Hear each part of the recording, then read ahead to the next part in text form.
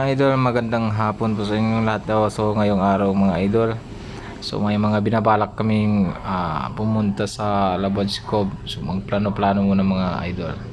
Wala yung mga pasahero ko ito, mga kupal ba. So after dito guys, alhamdulillah dumating na kami. Napakaganda pala dito guys sa Sea Cove. So malinaw talaga yung dagat at saka maputi.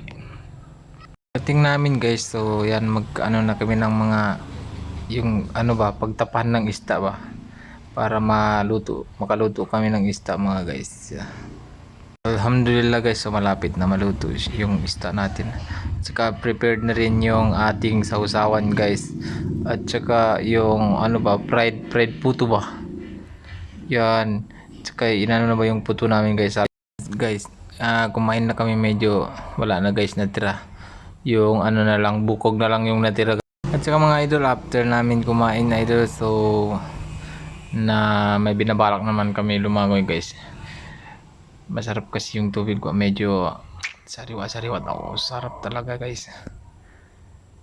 Yan, yung mga kasama ko yan guys, si Ling, pati si iwan ko ba kung sino yan tawag dyan.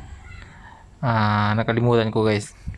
So enjoy na lang natin guys. So maganda talaga yung Sea Cove guys. Yan, medyo may ano pa daanan guys, hagdanan doon, ano papunta sa baba. Salamat sa lahat mga idol. Thank you for watching. God bless you all.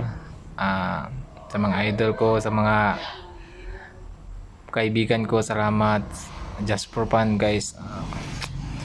Just enjoy and God bless you all. Maraming salamat. Thank you and wassalam.